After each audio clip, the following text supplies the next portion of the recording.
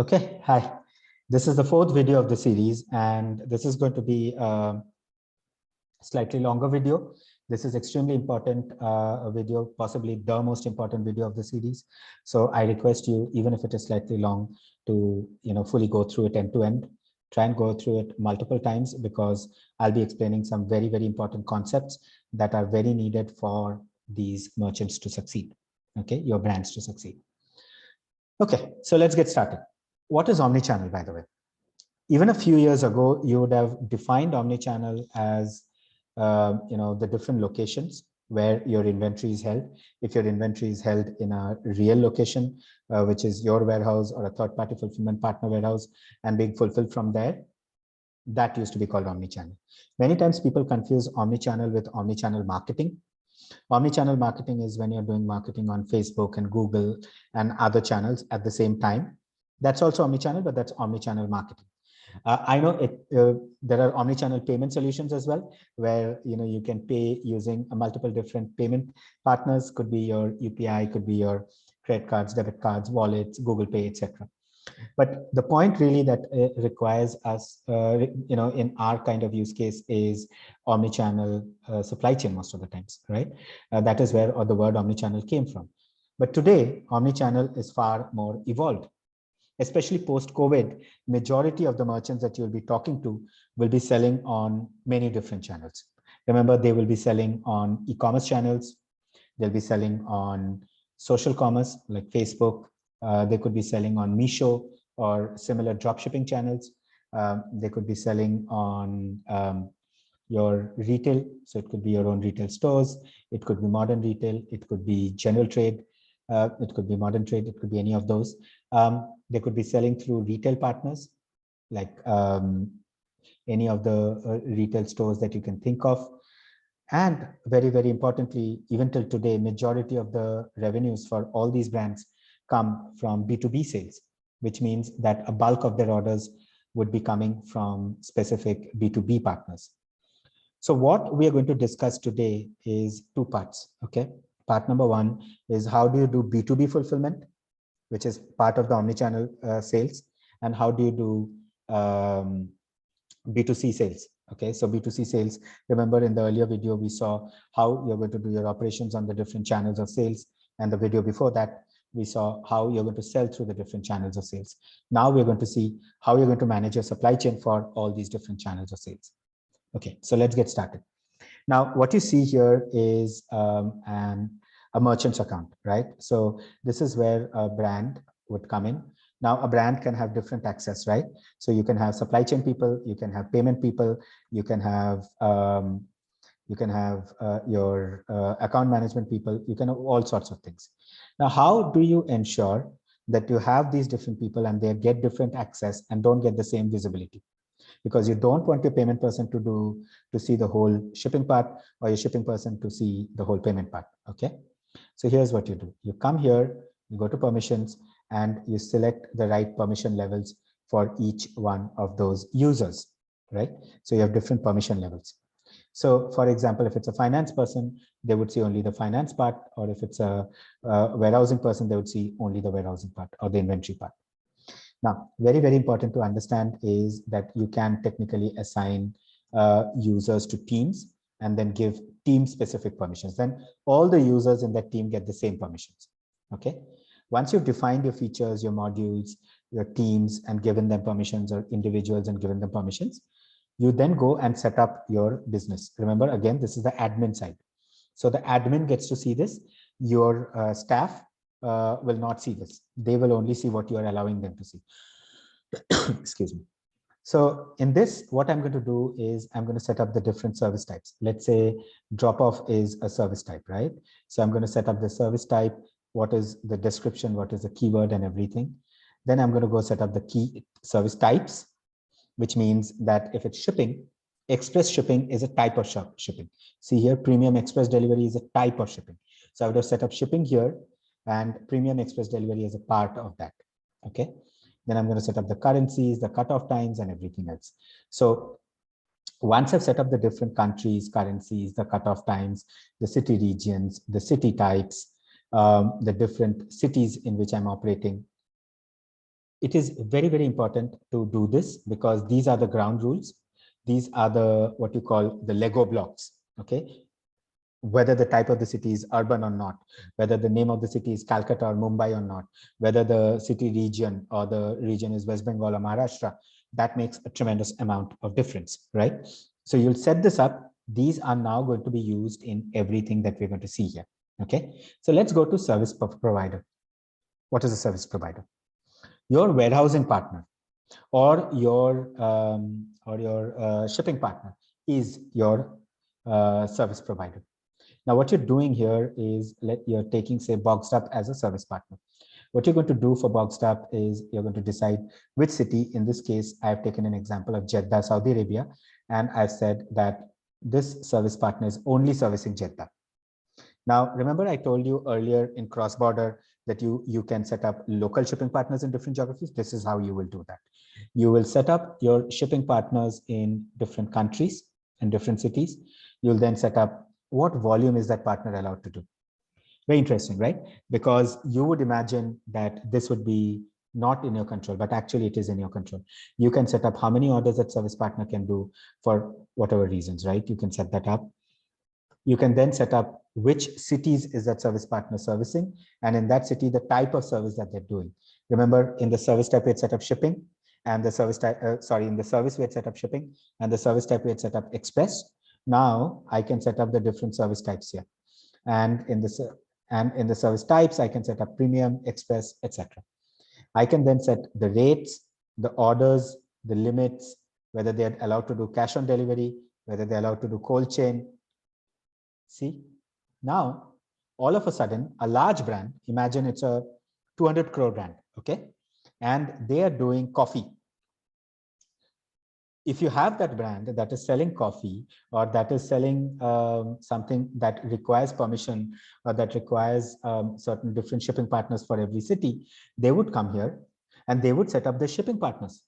But now the question you're asking me is, can they use their own shipping account? Because the rates that they get on their own account would be different from the rates that Eunimart gets. And many times your merchants will ask you, can we get those same shipping rates? That is how you do it. You go to API credentials and you take your APIs from your account on that particular shipping option, or that warehousing partner for that matter, and you plug that in here. Once you've added this, now you're operating your account, not Unimart's account, your account through this platform. So you will be able to do your entire shipping through this. You'll then be able to do your drop-offs, your locker locations. Remember, in many foreign countries, you have these drop-off and locker locations. They're not there in India, but it is important because sometimes people are not at home. They will want you to drop off at a drop-off box. Like in the US, every apartment complex has parcel box. So you're not supposed to drop it off at the door. You're supposed to go to the parcel box, open the parcel box with a code and put it in, and then you're going, right? So these integrations can be done using the system. Okay. Let's take a quick recap of what we've discussed so far. You can do your general setup.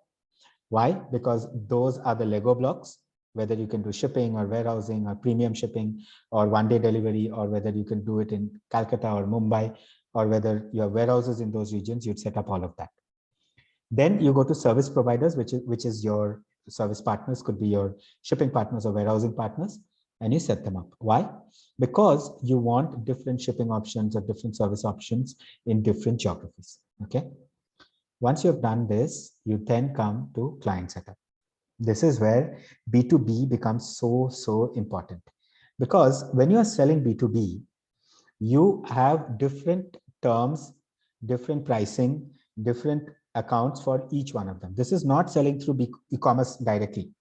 This is not on Amazon that everybody who buys, you don't have a problem. This, imagine you're selling t-shirts and Amazon is your buyer, or you're selling coffee and Walmart is your buyer, or Cafe Coffee Day is your buyer, or Starbucks is your buyer.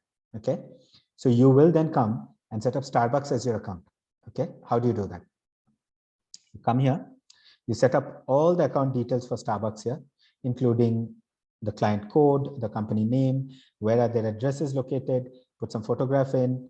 And then what you do is you put the banking information in, you put the account managers in. Remember, This is an admin view, which means only the management of the brand sees this. This is not individual employee view, which is why you can do this. You then go into the service mapping. So let's say Starbucks is your client. Which cities are you supplying to Starbucks in? You put that in, and you put the types of service that you're giving to Starbucks. Are you doing one-day delivery, overnight delivery, depending on when Starbucks gives you an order? You then do the fulfillment settings. This is very impressive. What happens here is, imagine you have a warehouse in Mumbai, you have a warehouse in Nashik, and you have a warehouse in Pune. Now, you get an order that is from Aurangabad. Where will you fulfill that order from? The question is, you can have multiple line items in that order. Now, the first 5 can be fulfilled from Mumbai, but the next 5 cannot be fulfilled from Mumbai because they're not there in the Mumbai warehouse. They're there in your Pune warehouse. So the system can automatically do multi-sourcing, select the different warehouses, and then be able to do the consolidation from here. So those 5 orders will get fulfilled from Mumbai, and the other 5 orders will get fulfilled from Pune. Remember, this is very, very important for your customers. So do understand this use case properly. And I'm happy to take questions. If you have anything, you'll get my details, send it across to us. These are the pricing plans. Now, again, sorry, these are the communication plans. So if you have specific people and you're communicating with them, you can assign specific communication partners. These are your pricing plans. Remember, it depends on the services that you're giving to each customer. In this case, there is no plan assigned, but I could go and select the different plans. So imagine I have 20 different plans set up. I would take one of those plans and I would maybe set up a plan here or set up one of these plans, right? So once we do this, I'm able to set up the different shipping partners for that account. I'm able to set up the pricing for that account, because when you're selling as a brand, let's say I'm a coffee brand and I'm selling to Starbucks, one rate I've given them, but I'm selling to Coffee Day, I've got another rate. I'll be able to set those rates there. Not product rate, my service rates. So what are my warehousing rates or what are my shipping rates? I'll be able to assign that. Very interesting thing is, and something I want to show you guys, please pay attention, is that if I am, if it's a large client and the client does not want to use my shipping account, they can actually go and use their shipping accounts. So now you can link Starbucks DHL account or Starbucks Blue Dart account and not yours. That way, when an order is placed by Starbucks, Starbucks doesn't need to worry about the pricing. It automatically gets fulfilled using their pricing, their shipping. Of course, there's a plan management system here where you can create the pricing plans. You can then module by module assign that pricing plan, then combine those modules and create those plans. Assign subscriptions. So there are different partners who have different subscription levels. You can assign subscriptions. You can generate your invoices and bill them. This is the interesting thing, that the Eunimart platform can actually help you manage your entire B2B business from one place. Now, this what you see here in our earlier video, we saw e-commerce operations and we saw how inventory is managed. But this is B2B inventory. What that means is, I want to see for which client, how much inventory I'm holding. Okay, let's say I'm selling coffee and I'm doing it for Starbucks.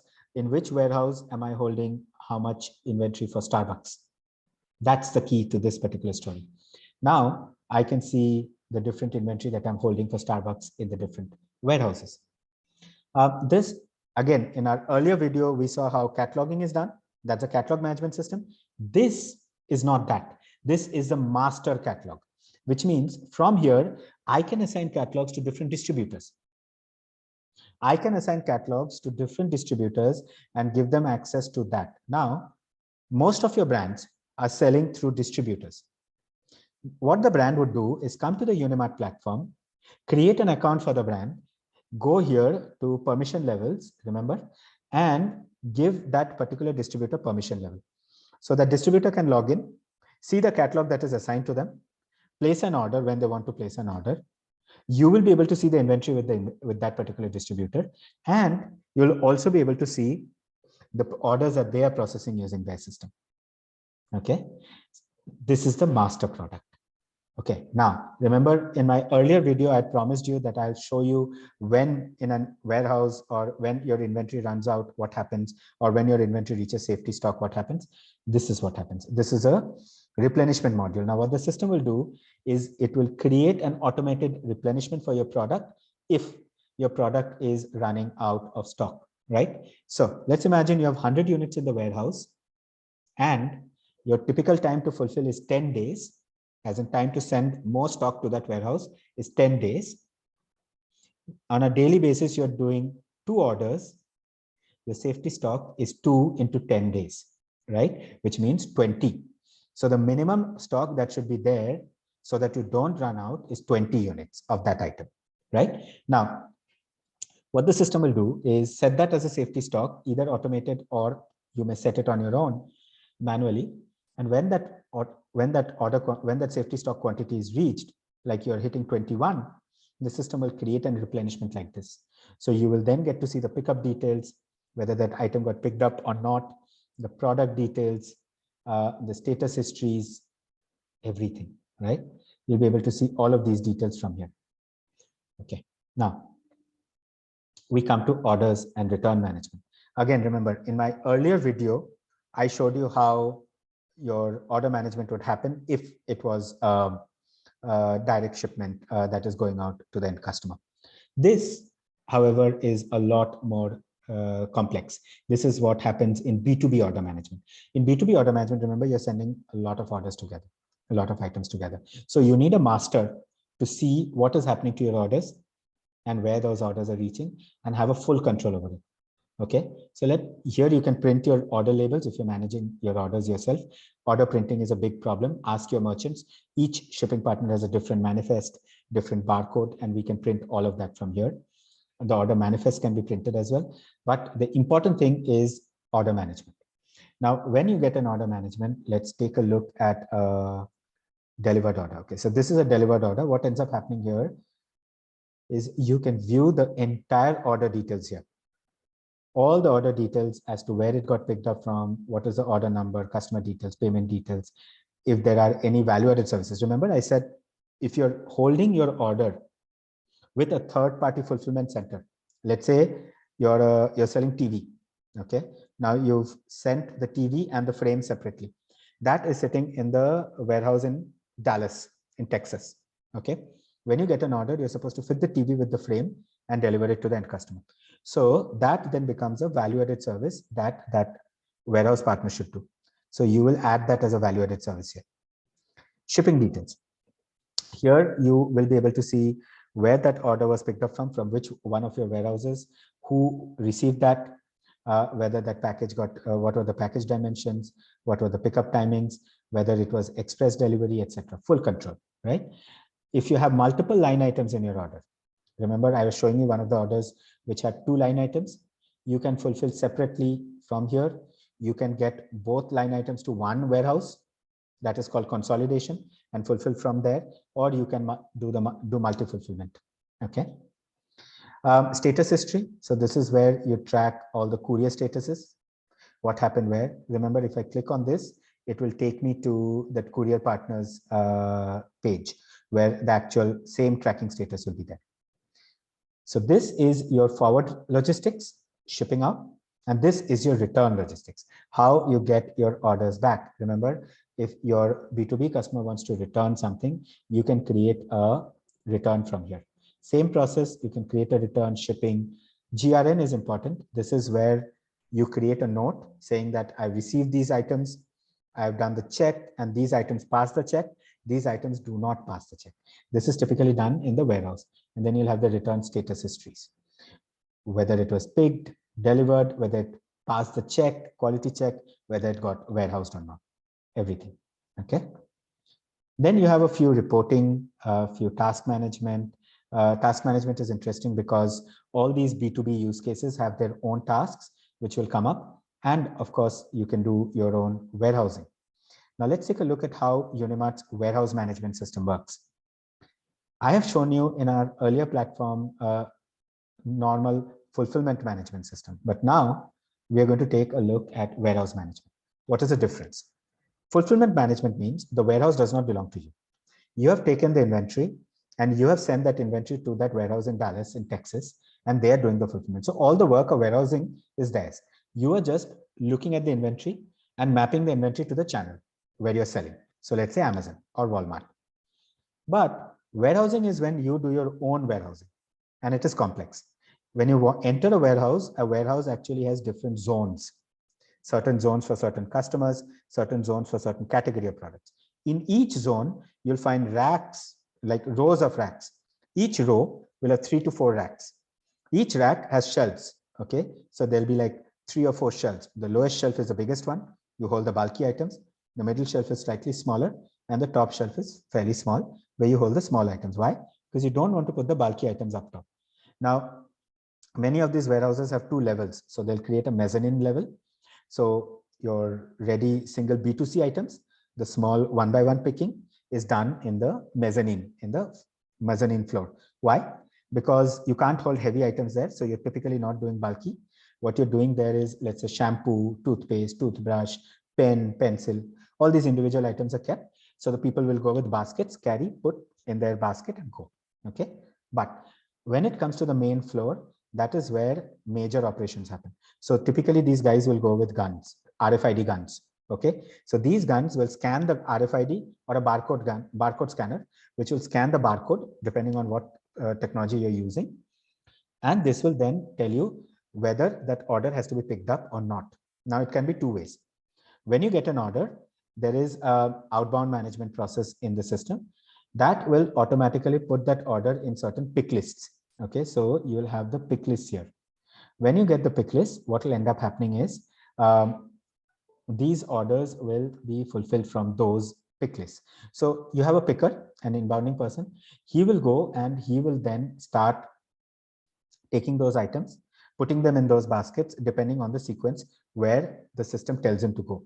So the system will tell him, go to zone 1, row number 2, rack number 3, and bin number 4.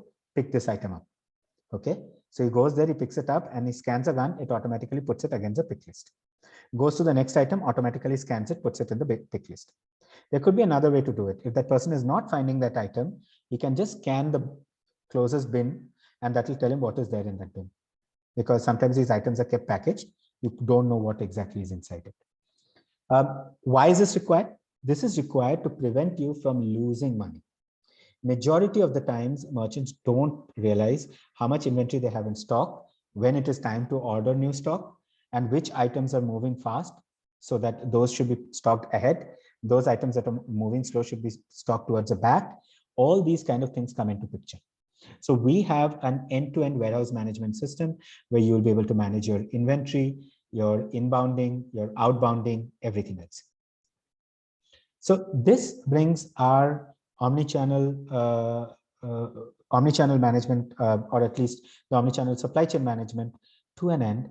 In our next video, we're going to talk a little bit about the total omnichannel process, as in how the different channels of sales would work, B2B, B2C, retail, e-commerce, and how to manage that on the Eunimart platform. We are also going to talk a little bit about the AI use cases. And that will be the last video of the series. So thank you very much.